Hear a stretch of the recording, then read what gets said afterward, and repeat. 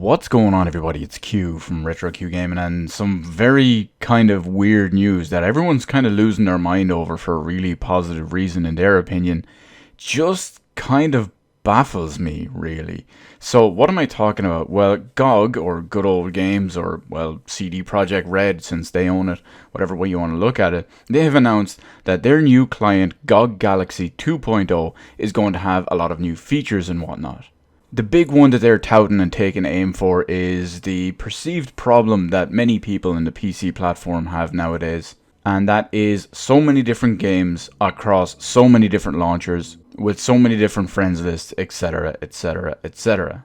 Now, for some reason, GOG thought that the best option, or the best system, if you will, to try and combat something like this is to have a new launcher. That's right, another launcher for every launcher.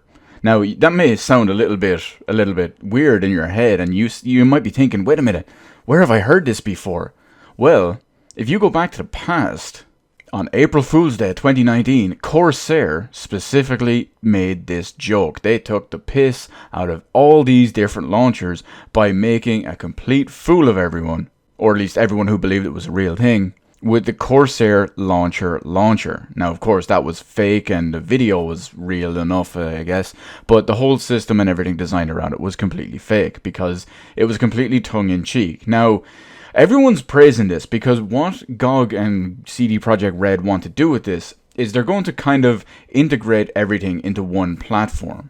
Or at least that's what they're saying they want to do, but it's not really it. It's just kind of a different shortcut, if you will. So what's going to happen is you can have all your different launchers, which there are many of them on the PC at the moment. You can open GOG Galaxy 2.0 once you get access to this feature and it goes live. And it will show all your installed games, all your libraries, all your friends list, etc. on all those different platforms through one feature, through GOG Galaxy 2.0. But here's the problem. You need to have all your original launchers installed to make use of this feature. If you don't have Steam installed, you can't check your Steam friends list. You can't check you can't look at your Steam games. You can't do any of that stuff. And of course, this doesn't magically add crossplay between different platforms. Let's just say, for a random example, there's a game on Steam and there's the same game is on Origin, and they don't play together for whatever reason. Now, of course, if it's a situation where the game on all PC modern platforms plays together regardless, that's kind of moot. But let's pump the brakes a little bit for a second. I did mention a second ago there were a lot of current generation PC launchers, and that of course is absolutely the case. I'm going to give you a quick example of what I have installed on my PC.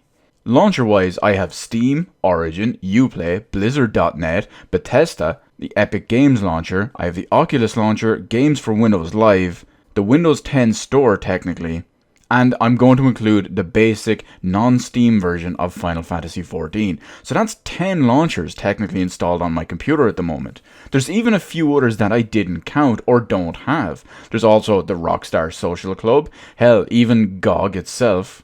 And believe it or not, Discord actually counts. I have Discord installed, but I didn't count that as one of mine. And there's even that other one, itch.io or whatever it's called. There's also a few others that I haven't even listed, or probably even some I've never even heard of. But GOG Galaxy 2.0 also looks to integrate all of these together, as well as Xbox, PlayStation, and Switch. But again, this begs the age-old question. It is a launcher for your launchers. You still need all your original launchers installed. If you want cloud saves or auto updates, you need to have the proper launcher installed. It is literally a launcher for your launchers. I can't understand why everyone is going crazy for this. You could almost argue it's like, oh well, you can have all your games in one place just like you wanted on Steam. Yeah, but the difference there is one of them was a natively supported store/games library. I don't need to download another app or another launcher or whatever, another piece of software to put on my computer just to do all of this. Kind of defeats the purpose. It's a launcher for your launchers. I don't know about you guys, but it's one additional click. And having said all that, they're not even the first kind of group or the first app or the first piece of software to actually do this. There's a piece of software called Playnite that's been around for a while that not many people talk about. even though it does pretty much exactly the same thing. I don't know, this just escapes me. I don't get it. I just really don't get it. I mean, at that point, if you want all your different games from all your different platforms just on the easily in all one window on your computer, just put the desktop icons on your desktop. Put the desktop icons in your games folder.